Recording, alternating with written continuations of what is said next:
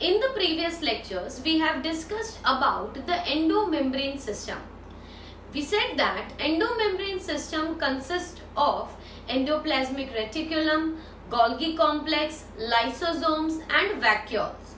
So 4 such organelles were having a coordinated function. Coordinated function means the function which is done by one is being carried forward by the another organelle.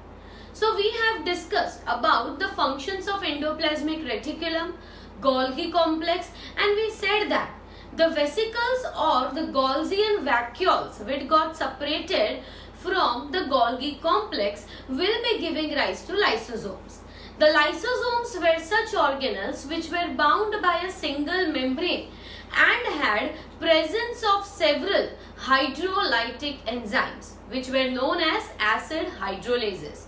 So we had studied that how these hydrolytic enzymes or how the lysosomes is going to trap up any of the organelle which is dead or which is worn out or any of the food material and how it will be digested. So this whole process of lysosomes was discussed in the previous class. Today we are talking about the next organelle which is a part of endomembrane system and which is known as vacuoles.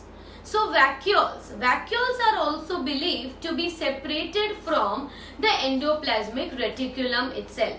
So vacuoles are known as, these are non-cytoplasmic areas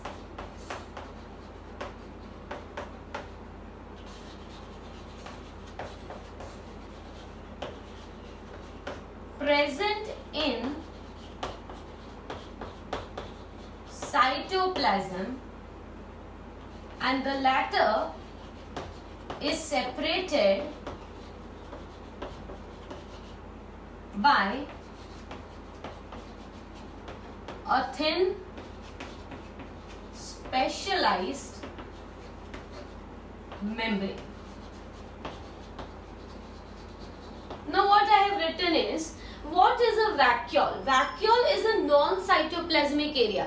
मतलब vacuole present तो cytoplasm में ही है पर वो एक ऐसा area enclose कर रहा है जो अब क्या हो चुका है, non cytoplasmic. Obviously it is going to separate the cytoplasmic content from the vacuolar content.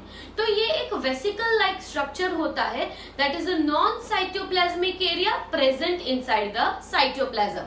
मतलब है तो वो साइटोप्लाज्म में पर वो इटसेल्फ क्या है, non cytoplasmic. And later is separated, मतलब ये जो साइटोप्लाज्म है वो सेपरेटेड होगा from the vacuole through what, through a thin specialised membrane.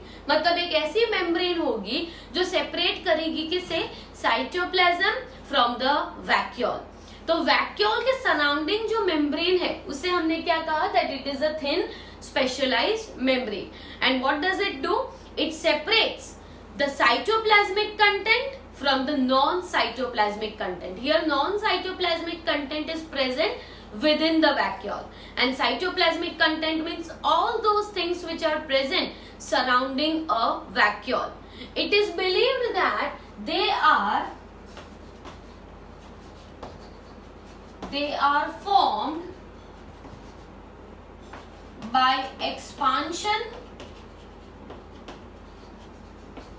and pinching off from endoplasmic reticulum. मतलब एंडोप्लाज्मिक रेटिकुलम के ही एक्सपांड होने से एंड्स जो है वो एक्सपांड होते हैं. पिंचिंग ऑफ मतलब सेपरेट होते हैं in the form of a small vesicle. और ये जो छोटी सी वेसिकल सेपरेट हुई है, that vesicle will be referred as the vacuole. So it is believed that from where do the vacuoles arrive? Vacuoles will be emerging from the endoplasmic reticulum. Based on their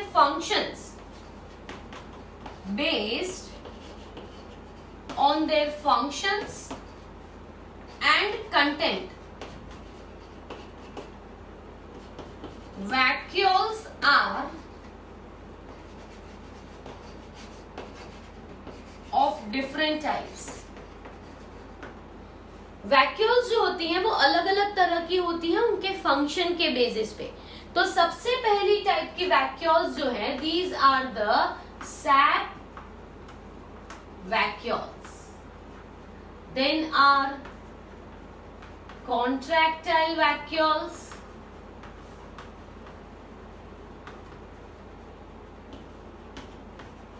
gas vacuoles और food storing vacuoles।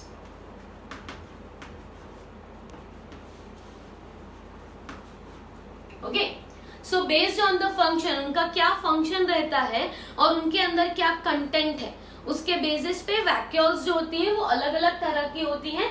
सबसे common जो vacuoles होती हैं वो होती हैं SAP vacuoles. Contractile vacuoles सब organisms में नहीं होती, पर organisms like amoeba and paramecium they contain the contractile type of vacuoles. जो ब्लू ग्रीन algae और ऐसे ऑर्गेनिजम्स होते हैं उनमें गैस वैक्यूल्स भी होती हैं और फूड स्टोरिंग वैक्यूल्स होती हैं जो फूड को स्टोर करती हैं। तो इस तरह से अलग अलग तरह के वैक्यूल्स प्रेजेंट होते हैं।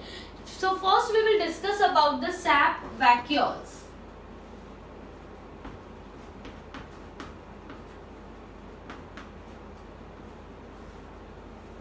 SAP vacuoles, now these are the sap vacuoles, मतलब the fluid present within, the fluid present within the vacuole is known as sap or vacuolar sap। जो वैक्यूल है, तो वैक्यूल के अंदर हमने कहा कि बेस्ड ऑन द कंटेंट्स हम अलग अलग तरह के वैक्यूल्स के नाम बताते हैं। तो वैक्यूल्स जो होते हैं उनके अंदर फिल हुआ होता है एक स्पेशलाइज्ड फ्लूइड। वो क्या होता है ये हम आगे डिस्कस करते हैं, that what is that fluid actually containing. But first to remember that all the fluid present within the vacuole is known as the sap. Vacuole के अंदर जो भी फ्लूइड है उससे हम क्या कहेंगे, सैप कहेंगे या तो कहेंगे वैक्यूलर सैप, ठीक है। And this SAP is separated, it is separated from the cytoplasm by a selectively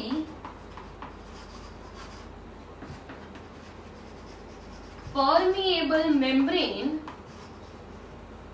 which is known as tonoplast. क्या कहते हैं उसे, टोनोप्लास्ट। क्या है टोनोप्लास्ट, हमने अभी बात की दैट एक सेल है उसमें क्या प्रेजेंट है, vacuole.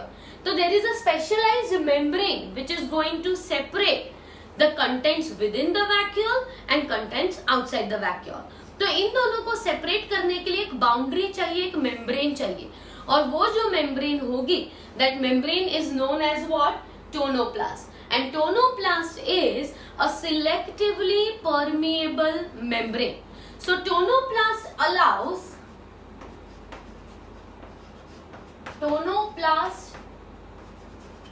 allows passage of substances against the concentration gradient. Dear students, this is very important. Against the concentration gradient मतलब फॉर एग्जाम्पल ये हमने सेल ड्रॉ किया है, इसके अंदर हम यहाँ पे बता रहे हैं वैक्यूल, ठीक है। एक ही वैक्यूल है, बहुत ही लार्ज साइज, बीच में एक लोकेटेड वैक्यूल है। तो वैक्यूल की बाउंड्री को हम क्या कहेंगे, मेम्ब्रेन को टोनोप्लास्ट, ठीक है। तो ये जो टोनोप्लास्ट है that is going to allow the entry of substances in which way, against the concentration gradient, मतलब not from higher concentration to lower, instead from lower concentration to higher concentration. It will allow the transport of substances from lower concentration to higher concentration. मतलब बाहर कम concentration, मतलब lower to higher है, इसीलिए substances are going to be transported inside the vacuole, because here there is low concentration and here there will be higher concentration. तो vacuole के अंदर higher concentration आया कैसे? तो वैक्यूल्स जो होते हैं उनका जो सैप है that is meant for storing different type of material. Whether it is waste material तो भी वैक्यूल में स्टोर होता है, फैटी एसिड्स हो तो भी स्टोर होते हैं, एस्टर्स हो, शुगर्स हो, कार्बोहाइड्रेट्स हो, कोई भी चीज हो जो भी एक्सेस में है सेल को, वो सब जाके स्टोर कहाँ पे हो जाता है? वैक्यूल्स में. कोई भी वेस्ट मटेरियल हो तो भी, एमिनो एसिड्स है, प्रोटीन्स हैं, कुछ भी एडिशनल चीजें हैं, वो जाके डाल किस में देता है? Into the vacuole. इसलिए वैक्यूल के अंदर ऑलरेडी कंसंट्रेशन कैसा है? हाई है. फिर भी सब्सटेंसेस कौन से डायरेक्शन में ट्रैवल कर रहे हैं? लो टू हाई, मतलब साइटोप्लाज्म से वैक्यूल के अंदर. और ये ट्रांसपोर्ट जो हुआ लो टू हाई कंसंट्रेशन, इसे हम क्या कहते हैं? Against the concentration gradient. अगर हम हाई टू लो कहते तो it would be with the concentration gradient. Against मतलब लो टू हाई. तो ये एक्टिव ट्रांसपोर्ट करने के लिए स्पेशलाइज्ड प्रोटीन्स भी रहते हैं which are present in the membrane of the tonoplast. किसमें प्रेजेंट है? टोनोप्लास्ट मेम्ब्रेन जो है that is having specialized protein transporters which will help to transport the material from lower concentration to higher concentration. तो ये बहुत ही important चीज है.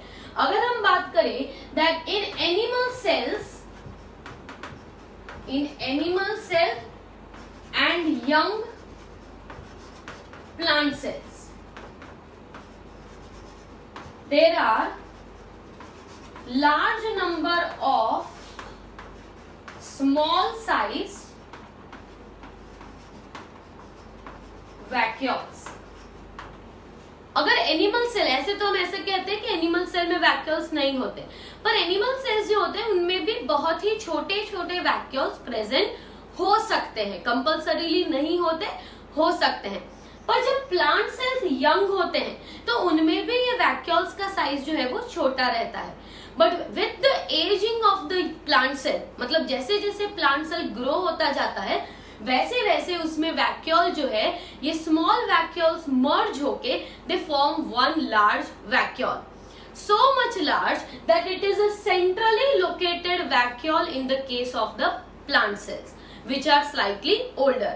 मतलब यंग प्लांट सेल्स में बहुत सारे छोटे वैक्यूल्स होते हैं, जबकि ओल्डर प्लांट सेल में एक ही लार्ज सेंट्रली लोकेटेड वैक्यूल होता है.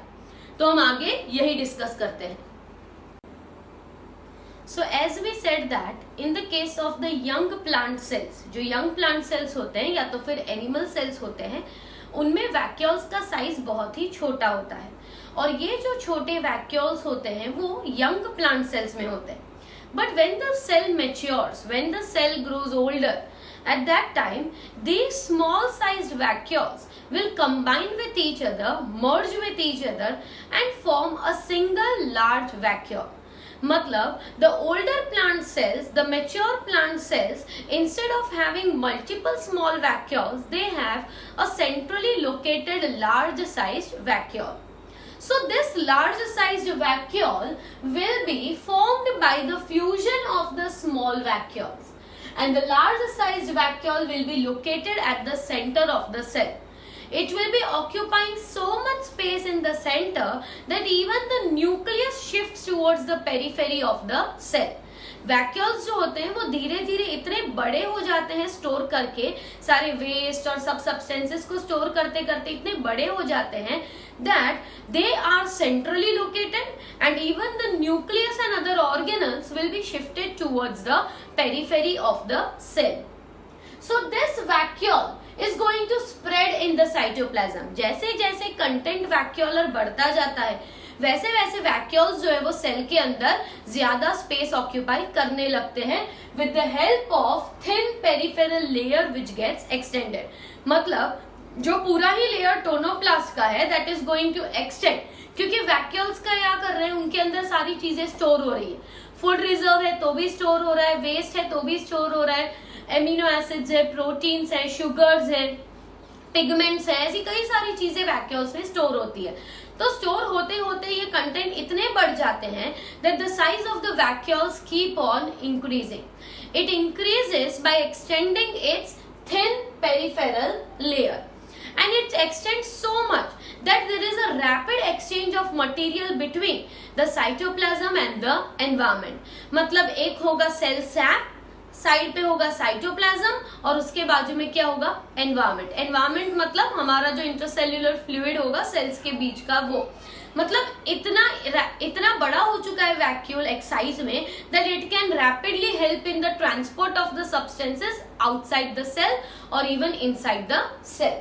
So this facilitates the rapid exchange between cytoplasm and the surrounding environment. अगर हम सैप की बात करें तो हमने अभी कहा that the fluid present inside the sap vacuole is known as sap.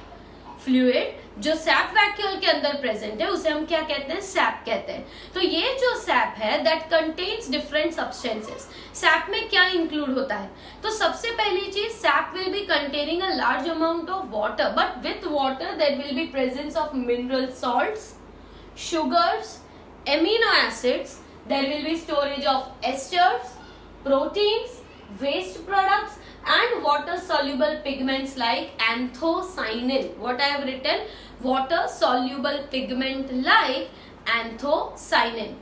तो हम बात कर रहे हैं कि एक सेल है, सेल के अंदर लार्ज साइज वैक्यूल है, वैक्यूल के अंदर जो फ्लूइड है उसे हम क्या कहेंगे, सैप कहेंगे.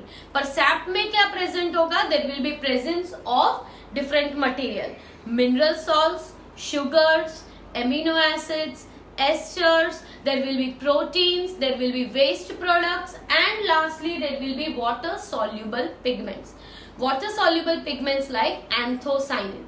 ये वाटर soluble pigments आप कैसे देख सकते हो, अगर आप बीट है, बीट को आप लेके अगर बीट में ये पिगमेंट होता है एंथोसाइनिन, अगर बीट को आप थोड़ी देर पानी में रखोगे या तो फिर उसे बॉईल करके पानी में रखोगे तो क्या होगा कि सारा जो बीट का जो कलर है वो कलर कहाँ आ जाता है, बाहर पानी में आ जाता है and the water becomes slightly purplish. तो ऐसा ये जो चेंज हो रहा है वो क्यों हो रहा है, because it is losing the pigments. Why it is losing the pigments, because pigments are water soluble. तो ऐसा आप देख सकते हो कि कई जो प्लांट्स होते हैं उनमें अलग अलग कलर्स होते हैं, फ्लावर्स के अलग कलर्स होते हैं और some of these colours are due to presence of the water soluble pigments.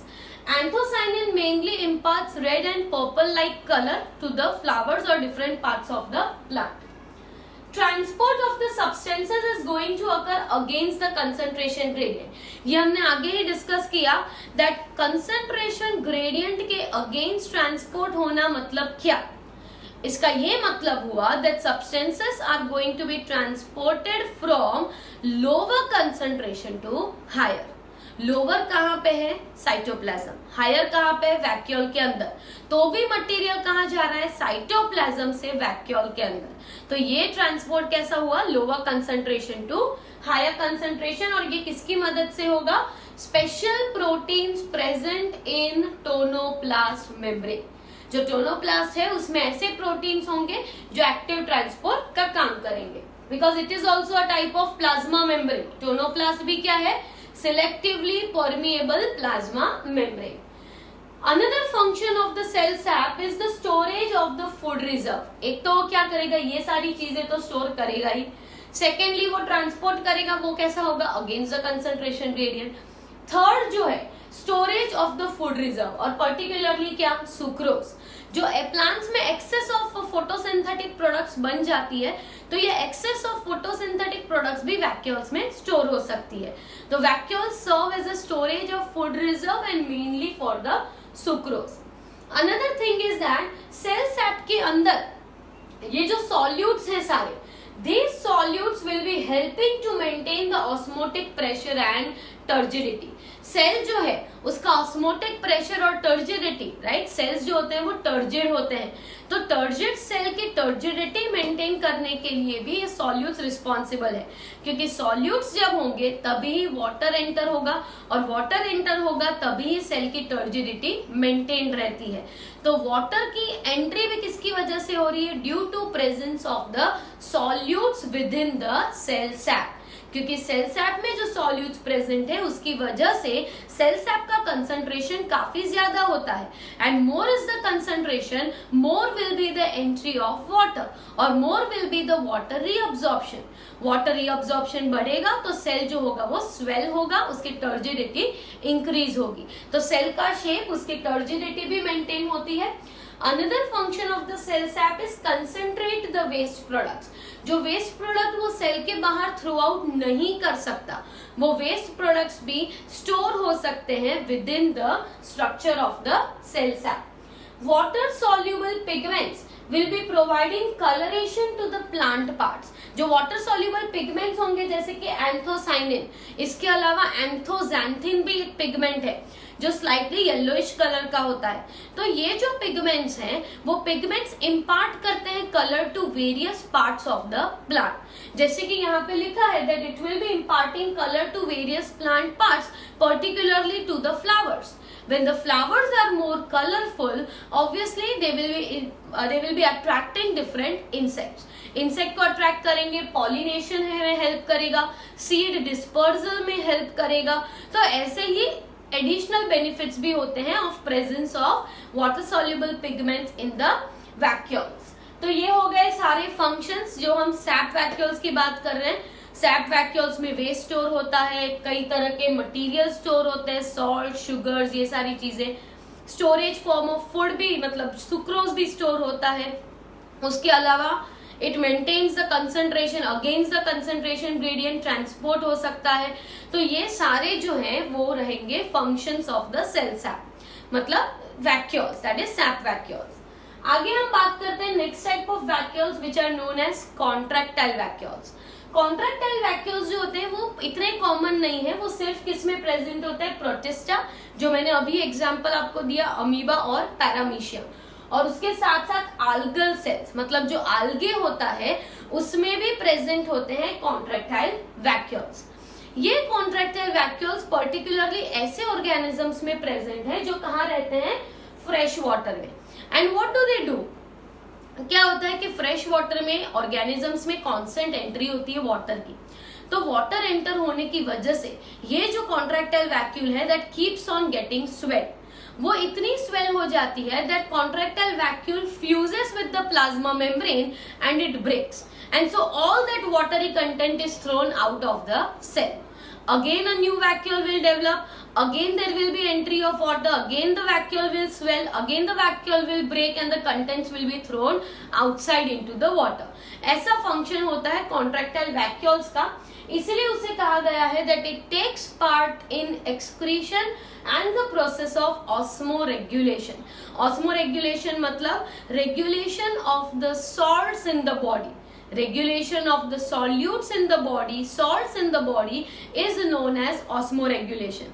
तो ये क्या हुआ, एक सेल है उसके अंदर वैक्यूल है, कॉन्ट्रैक्टाइल वैक्यूल, वाटर एंटर होता गया, वैक्यूल स्वेल होती गई, एक ऐसा टाइम आएगा कि वैक्यूल इतनी बड़ी है that it fuses with the plasma membrane and it breaks and all that content is thrown outside।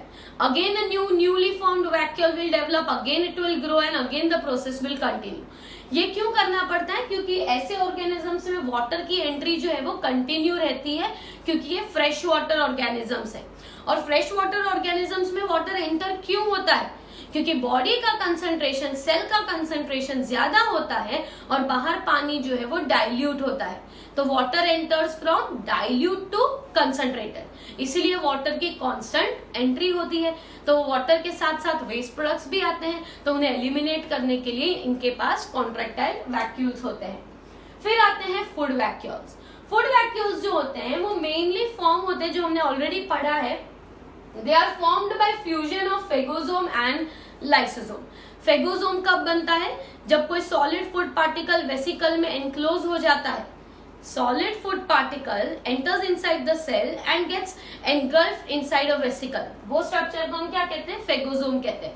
और फेगोसोम जब लाइसोसोम से फ्यूज हो जाता है तो बनता है secondary lysosomes, and these are nothing but they are the food vacuoles.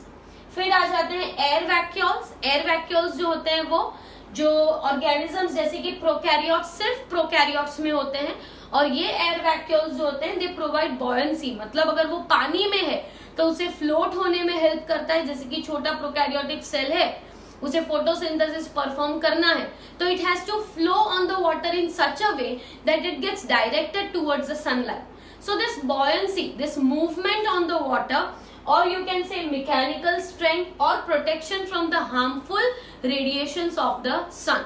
कई बार क्या होता है कि ये जो प्रोकैरियोटिक सेल्स हैं, they are often expose to the sunlight, जिसकी वजह से क्या होता है कि उनकी mechanism, the survival does not become possible.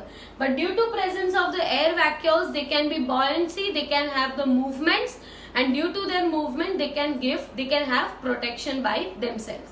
तो स्टूडेंट्स, आपके टेक्स्ट बुक में तो इतना सारा डिटेल में नहीं है, सिर्फ थोड़ा बहुत सैप वैक्यूल्स के बारे में समझाया गया है.